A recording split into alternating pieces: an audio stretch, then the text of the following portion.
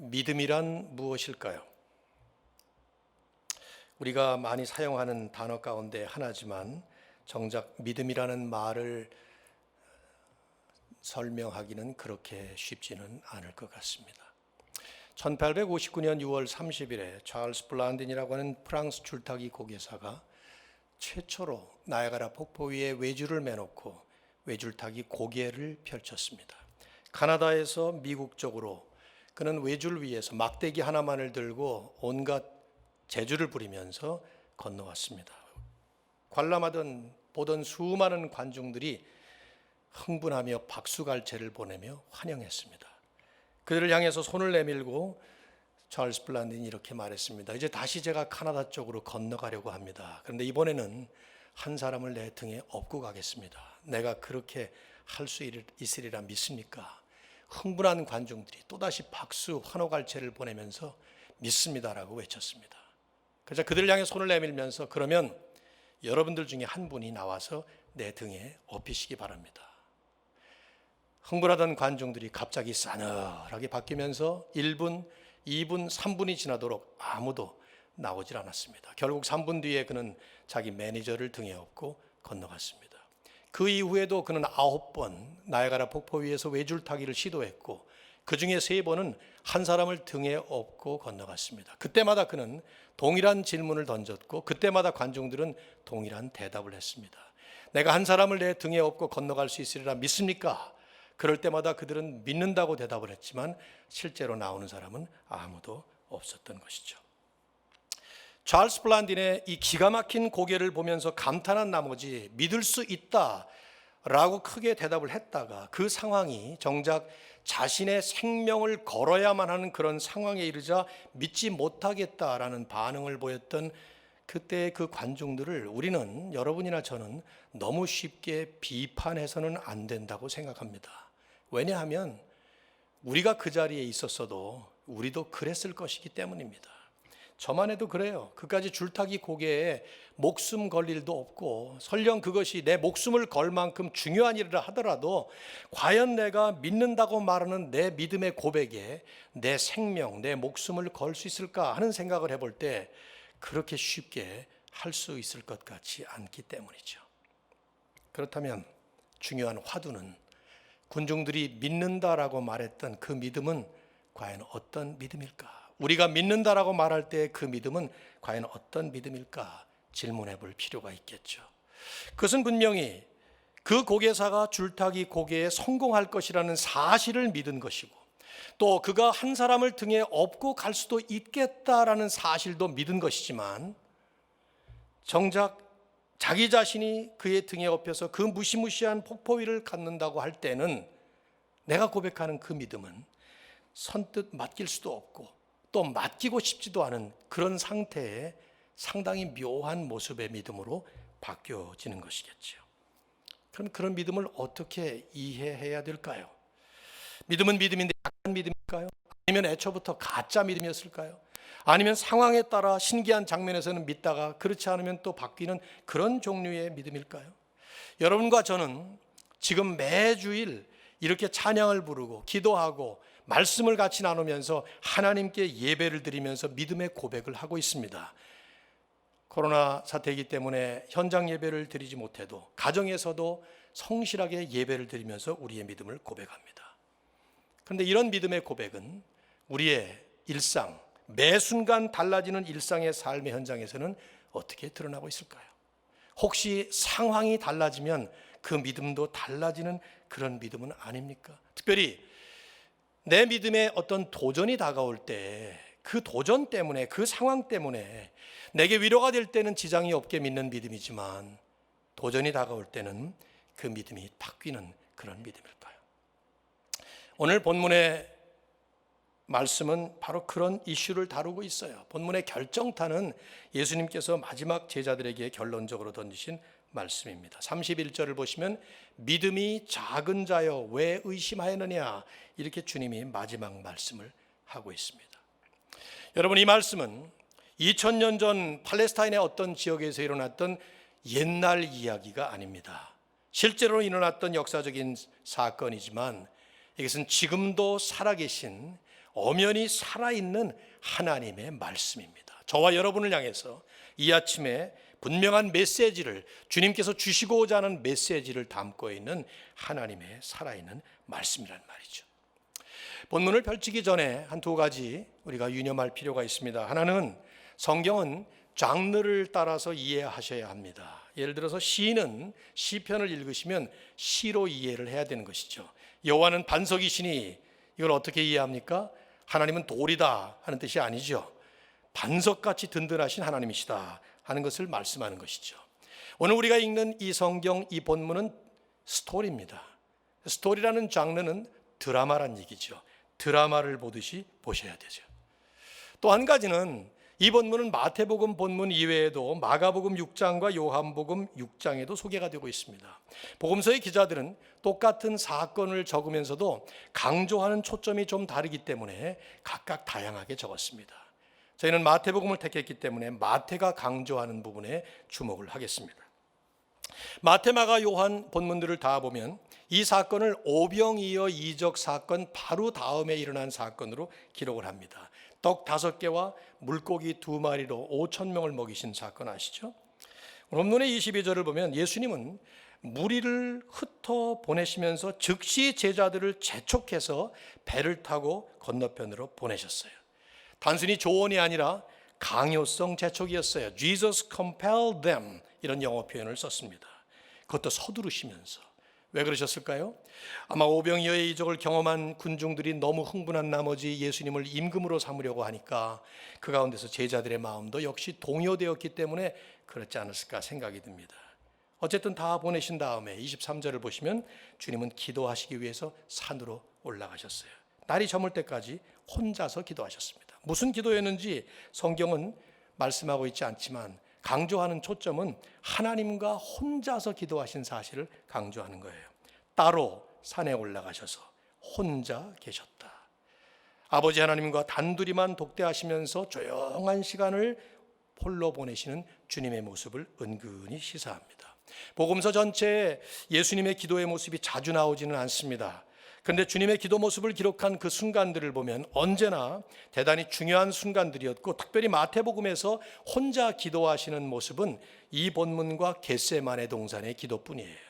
즉 이 말씀은 겟세마네 기도와 맞먹을 만큼 뭔가 중요한 심각한 순간이었음을 우리에게 강조하고 있는 것이고, 그 동기가 무엇이든 내용이 무엇이든지 마태는 이 순간에 예수님께서 혼자 하나님과 아주 깊은 기도의 시간을 보내고 있었던 것을 보여주고 있습니다. 저는 요즘 같은 때에 우리가 주목할 만한 조용한 모습이 아닌가 생각됩니다. 여러분, 교회도 나오시지 못하고 집에서 혹은 가정에서 혹은 직장에서도 마찬가지로 보내시는 시간이 얼마나 많습니까? 얼마나 많은 시간을 얼마나 깊은 차원에서 하나님과 혼자 독대하시면서 기도하시는지요. 제자들이 배를 타고 드디어 떠납니다. 24절에 육지에서 수울이나 떠났다. 이 표현을 요한은 30스타디아라는 표현을 쓰고 있어요. 마태는 매니스타디아라고 표현하고 있지만 한 스타디아가 약 200m 정도의 거리입니다. 갈릴리의 가장 폭넓은 곳이 61스타디아였다고 하니까 아마 이 순간에 이들은 갈릴리 한복판에 놓여 있었던 것 같아요. 마가복음 6장 47절을 보면 배는 바다 가운데 있고 예수님은 홀로 무태 계시다가 하는 말씀이 있거든요. 마태와 마가는 거슬러 오는 바람을 강조합니다. 맞바람을 맞고 있었던 것이죠. 즉 바다 한가운데에서 마주 불어오는 바람으로 인해서 계속 전진을 하지 못하고 바다 정가운데서 아마 배는 이리저리 흔들리면서 제자들은 무진 고통스럽게 애를 쓰고 있었던 것 같아요. 정리를 해보면 이런 그림이에요. 오병이어의 이적이 끝난 다음에 저녁 식사를 마친 다음에 이들은 곧바로 배를 탔습니다.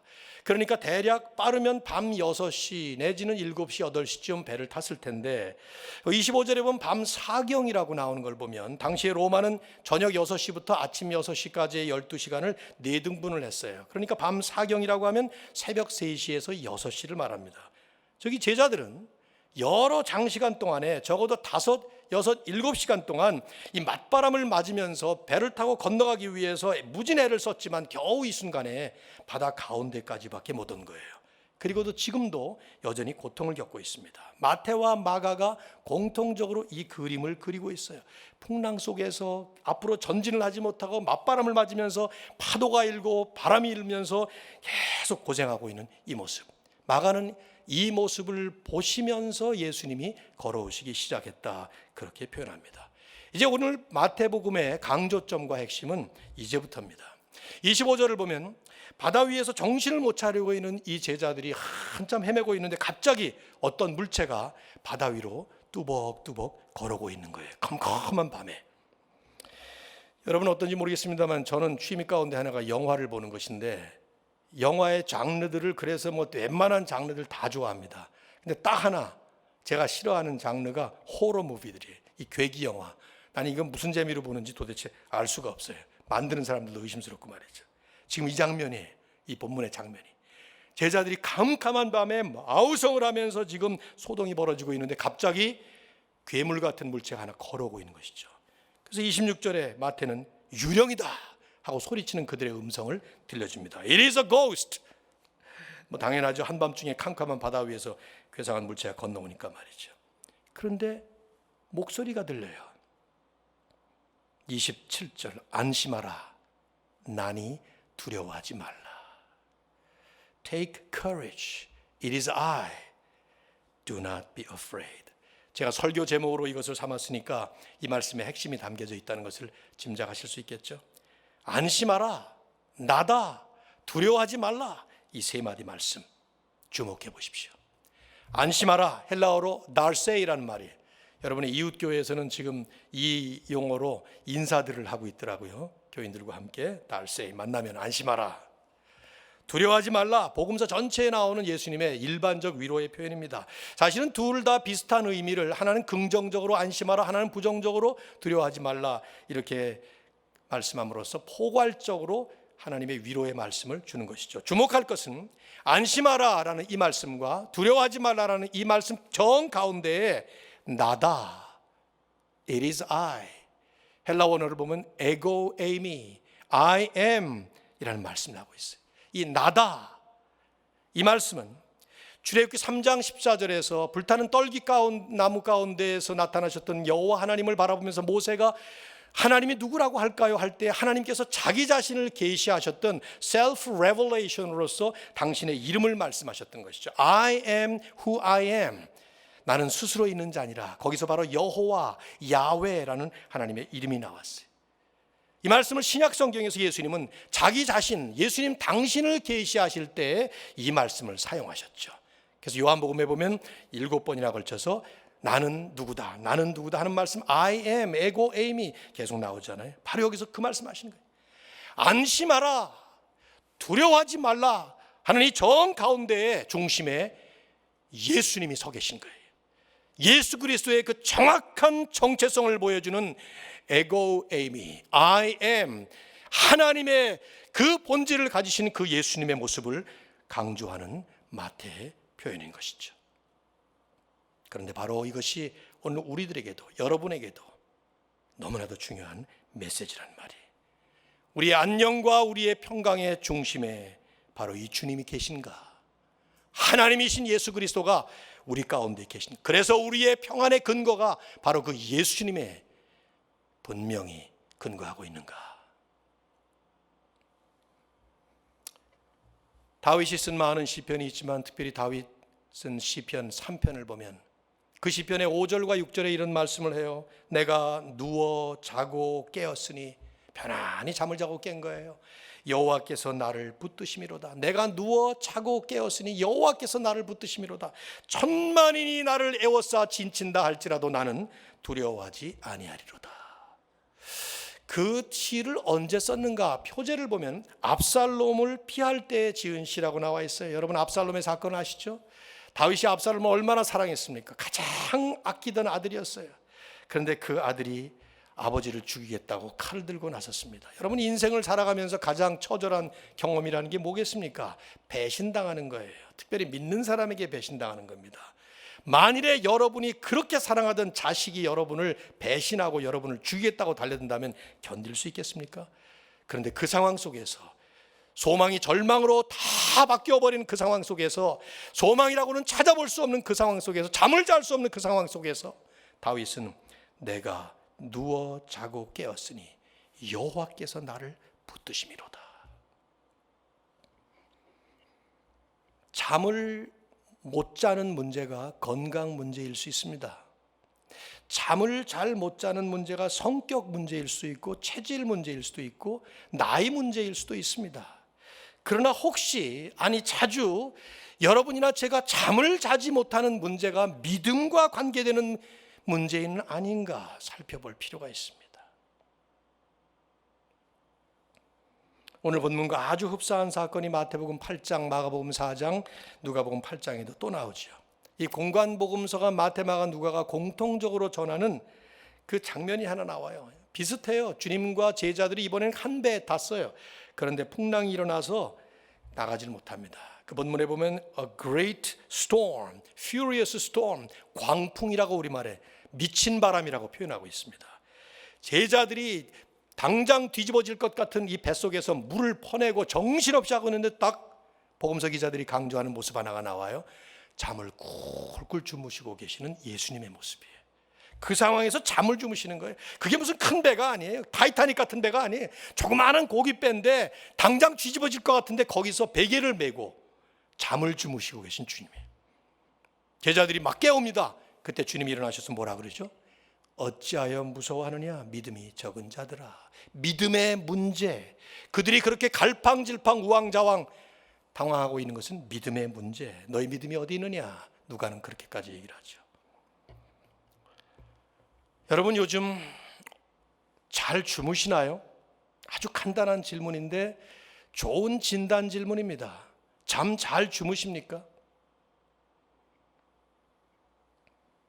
상황의 문제일 수 있겠고 성격의 문제일 수 있겠고 그렇지만 혹시 믿음의 문제는 아닌가 생각해 볼 필요가 있죠. 자, 이 시점에서 이제 마태는 마가와 요한이 전하지 않는 사실 하나를 여기에 삽입하고 있어요. 그게 뭐냐면 베드로가 끼어든 사실이에요. 마가나 요한은 그냥 여기서 끝납니다. 그런데 마태는 베드로의 이야기를 삽입합니다. 왜 그랬을까? 그것은 마태가 전하고자 하는 강조점이 하나 있기 때문이죠. 그걸 이제 보겠습니다. 자, 28절 보시죠. 베드로가 대답하여 이르되 주여 만일 주님이시거든 나를 명하사 물 위로 오라 하소서. 여러분이 성경에서 특별히 이런 스토리 안에서 어떤 인물이나 어떤 행동이 나오면 그때마다 우리는 즉각적으로 이게 잘한 것이냐 못한 짓이냐 이걸 판단하게 되죠. 그렇죠? 특별히 베드로가 이런 행동을 보일 때 우리는 그런 질문이 나옵니다. 베드로를 보면은 아마 여러분도 그러실 텐데 저도 그런 생각이 들어요. 가만히 있으면 중간이라도 갈 텐데 왜 이렇게 지금 시키지도 않은 일을 나서서 망신을 당하고 그러나 이런 생각이 좀 많이 들잖아요. 그런 장면 많지 않습니까? 도대체 베드로가 지금 여기서 왜 물 위를 걷고자 했을까? 영웅 심리에서 그랬을까요? 뭐 성경이 말하지 않으니까 베드로의 그 숨은 동기를 정확히 알 수는 없지만 사실만을 보면 첫째 예수님께서 허락을 하셨어요. 그렇게 하라고. 지적하시거나 책망하신 게 아니에요. 나중에 31절에 예수님이 지적을 하시지만 그것은 중간에 바뀐 모습 때문에 그렇지 베드로가 지금 요청하는 이 요청 자체를 거부하신 게 아니란 말이에요. 오히려 자세히 보시면 지금 베드로가 무리를 걷게 해달라는 이 요청은 칭찬할 만한 일이에요. 왜? 다른 제자들은 이런 생각을 하지도 못합니다. 아니 다른 제자들은 지금 무서워서 벌벌 떨고 있는 상황이에요. 그런데 베드로는 용기 있게 요청한 것입니다. 만일 주님이시거든 하는 말은 혹시 주님이 아실지도 아닐지도 모르지만 주님이시라면 이런 뜻이 아니에요. If you are the Lord 그런 뜻이 아닙니다. 말은 그렇게 했지만은 이 말은 주님이시라고요? 그 주님이시라면 그런 말이에요. 그러면 제가 걸어서 지금 주님께 가겠습니다. 남들은 유령이라고 지금 벌벌 떨고 있지만 정말 당신이 주님이시라면 얼마든지 나를 무리로 걷게 하실 수 있는 그런 분이신 줄로 믿습니다. 그러면서 가는 거예요. 주목할 점은 이 베드로는 이 순간에 그 눈의 초점을 예수님께 맞추고 있었어요.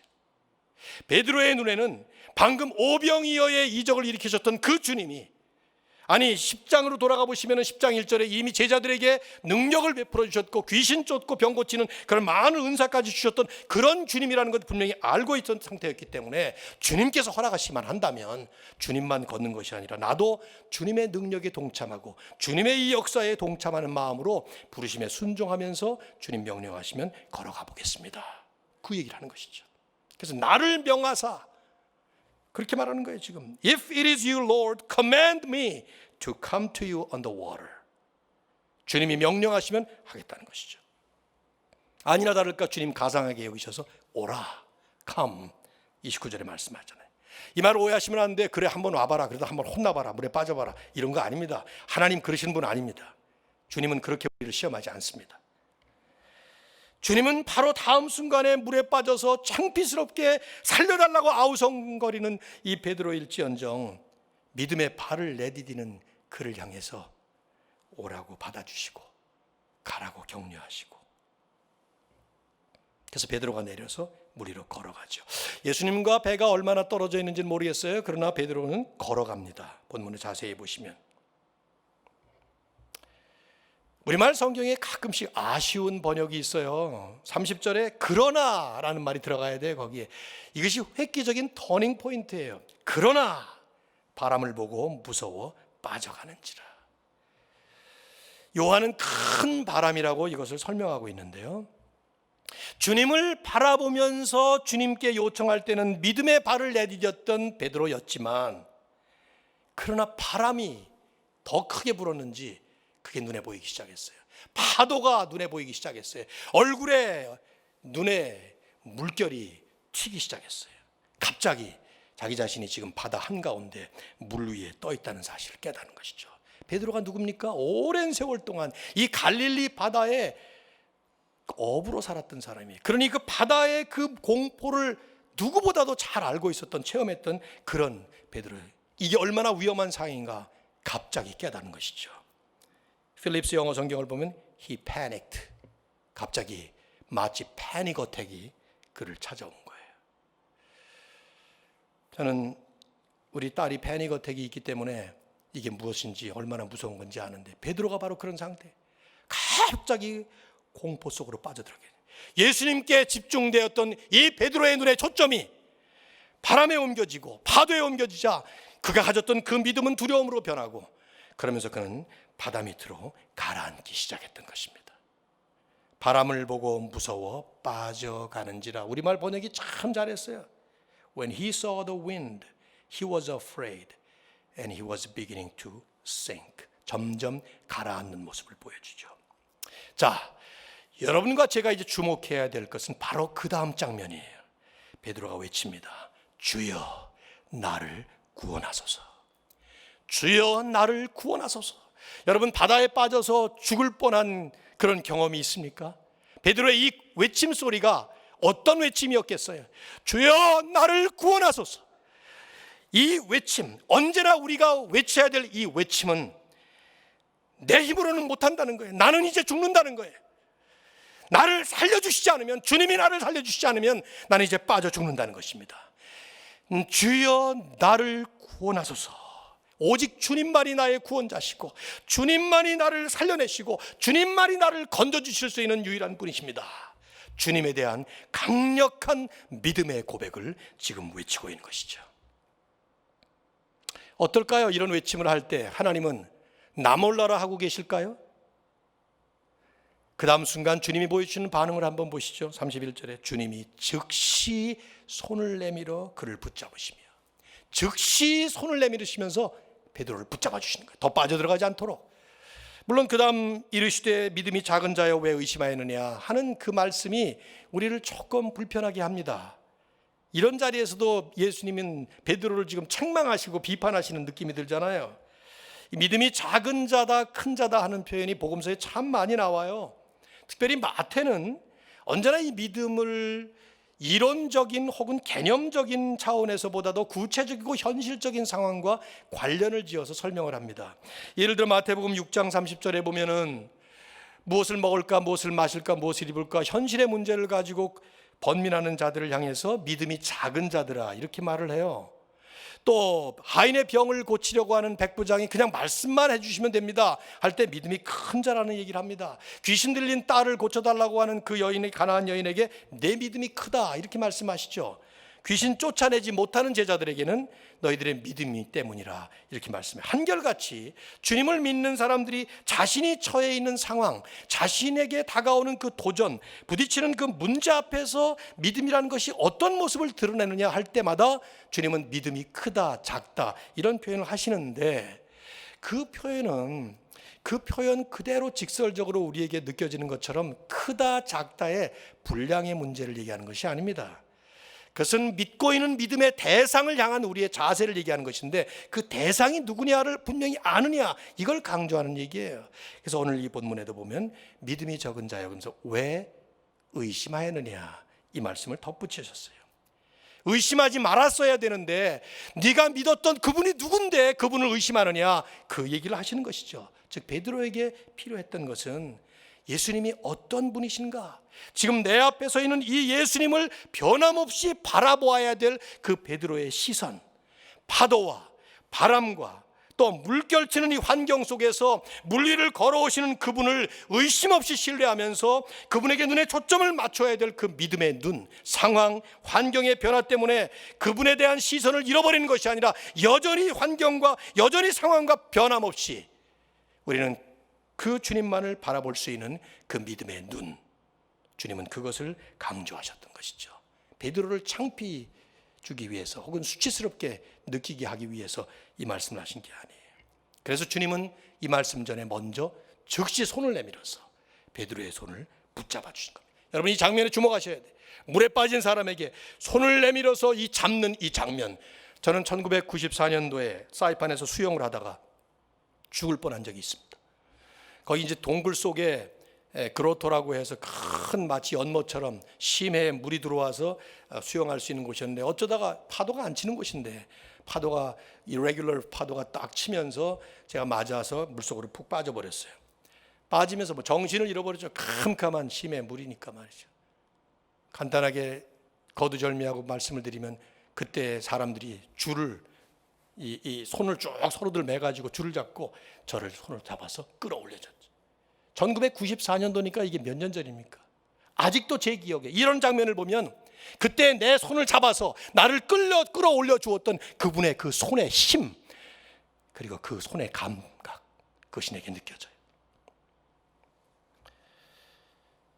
지금 물속으로 빠져들어가는 베드로의 손을 잡아주신 그 주님의 그 손, 베드로는 이후에 말씀을 전하고 십자가의 마지막에 거꾸려 달려 순교할 때까지 아마 주님만을 바라보면서 믿음의 눈을 주님에게만 맞추면서 어떤 상황 속에서도 그 주님만 바라보았던 베드로는 이론이 아니라 개념이 아니라 그를 굳게 붙잡아 주셨던 그 주님의 손을 늘 기억하면서 마지막까지 달려갔을 겁니다. 잡아 끌어올려 주시면서 주님과 베드로가 함께 배에 오릅니다. 한 단어 하나도 우리는 놓칠 수가 없어요. 함께 배에 탁 들어가시니까 올라가시자마자 바람이 쫙 그쳐버립니다.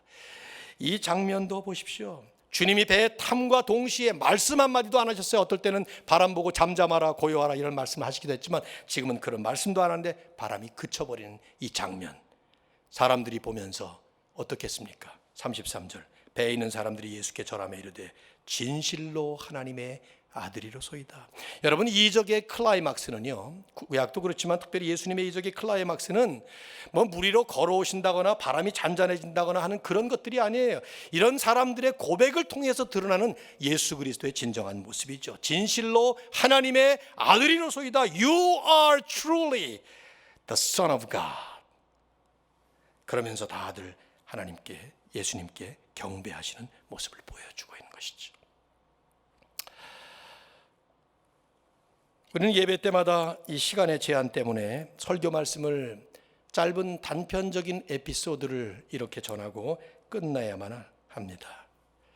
하지만 여러분과 제가 이게 끊어지지 않는 단편적인 단막극이 아니라 계속 이어지는 연속극이라는 것을 생각해 보시면 마태는 지금 이 장면 이후에도 계속해서 뭔가 더 중요한 내용을 가지고 그를 향해서 가게 됩니다. 그게 뭡니까? 마지막에, 마태복음 마지막에 보여주게 될 예수님의 십자가와 부활 사건이죠. 살아계신 하나님의 아들이신 주님께서 택하신 하나님의 백성들을 구원하시기 위해서 이 땅에 오셨을 뿐만 아니라 사시면서 이 모든 일을 통해서 우리가 해야 될 마땅한 율법의 의를 이루신 것뿐만 아니라 주님은 마지막 십자가에 가시면서 그 십자가와 부활을 통해서 모든 것을 이루십니다. 그 십자가 위에서 이제 주님은 우리 모든 인생, 택하신 하나님의 백성들의 그 죄와 문제와 그 두려움과 괴로움과 번민과 고민을 다 짊어진 채 우리 대신 십자가에 달리시는 것이죠. 그리고 부활하셔서 하나님의 영광과 하나님의 능력을 보여주시고 선포하시게 될 거예요. 그 주님은 어두운 밤에 물 위를 걸어오시는 그저 그런 정도의 깜짝 쇼를 하는 미러클 퍼포머 정도가 아니라 이 주님은 우리 인생의 흑암 속에 두려워하는 우리 모두를 향해서 친히 육신을 입고 찾아오셨고 친히 십자가 위에서 우리 대신 죽어주셨고 친히 우리를 위해서 십자가에서 부활하신 능력의 하나님의 아들이신 것입니다. 두려움에 쌓인 제자들에게 안심하라 두려워하지 말라 하는 정도의 일시적인 위로를 안겨주시는 정도가 아니라 지금도 수고하고 무거운 짐진 자들아 다 내게로 오라 그러면 내가 너희를 쉬게 하리라 말씀하시면서 진정한 평강과 영원한 안식을 약속하시는 분이 바로 우리 주님이세요. 아니 열심히 믿어보려고 애를 쓰다가 신실하게 주님을 따라가 보려고 애를 쓰다가 더 주님께 가까이 나가려고 애를 쓰다가 두렵지만 믿음의 발걸음을 물 위로 옮겼다가 다시 물속으로 빠져들어간 이 베드로 한 사람에게만 찾아오시고 그를 붙잡아 주신 분이 아니라 지금도 여전히 저나 여러분이나 잘 믿어보려 하지만 계속 빠져들어가는 우리를 향해서 여전히 능력의 손, 자비의 손을 펼치셔서 완성하신 구속의 역사를 우리의 삶 속에 이루어 주시고 그리고 펼쳐주시는 그 부활의 능력으로 우리의 삶을 놀랍게 일으켜 세워주시는 하나님의 아들이신 줄로 믿습니다. 오늘 이 말씀은 우리에게 질문하는 것이죠. 예수 그리스도는 당신에게 어떤 분이신가? 예수 그리스도는 지금 당신의 삶에 어떻게 임재해 계시는가? 안심하라 두려워하지 말라 바로 나다 그 중심에 예수님이 여러분에게도 계시느냐 이 말이에요. 개념적으로 이론적으로 추상적으로만 믿는 그런 주님이 아니라 매일매일의 삶 속에서 바람 불고 파도 치고 마치 인생의 경랑을 겪고 있는 우리들 모두를 향해서 말씀으로는 안심하라 두려워하지 말라 바로 나다 손으로는 우리를 굳게 붙잡으시고 이렇게 세워주시면서 다시 한번 새로운 삶의 장을 열게 하시는 여러분, 저는 여러분에게 장담할 수 있어요. 여러분은 또 실패할 겁니다. 저도 역시 마찬가지로 실패합니다. 특별히 열심히 잘 믿고 잘 살아보려고 예수님과 함께 동행해 보려고 믿음의 발걸음을 옮기지만 우리는 또다시 파도를 보고 그리고 바람을 보고 물속으로 빠져들어가는 창피스럽고 수치스러운 그런 일을 겪게 될 것입니다. 그러나 잊어버리지 마세요. 그때에도 외쳐야 될 외침을 외치셔야 합니다. 주여 나를 구원하소서. 이미 받은 구원이지만 그 물속에서 다시 우리를 일으켜 세우실 분 주님밖에 안 계시다는 걸 알고 그 주님께 외치는 겁니다. 그럴 때 주님은 즉시 손을 내밀어서 우리를 붙잡아 주시고 일으켜 세워 주실 것입니다. 오늘 새날을 열기 위해서 이 집회를 준비하시고 오늘 예배를 드리신 모든 성도님들, 히브리서 기자의 말처럼 믿음의 주요 온전케 하시는 이인 예수를 바라보자. 그 예수님께 우리의 눈의 초점을 분명하게 맞추고 흔들림 없이 어떤 상황에서도 우리와 함께 동행하시는 주님과 함께 동행하시기를 주의 이름으로 축원합니다.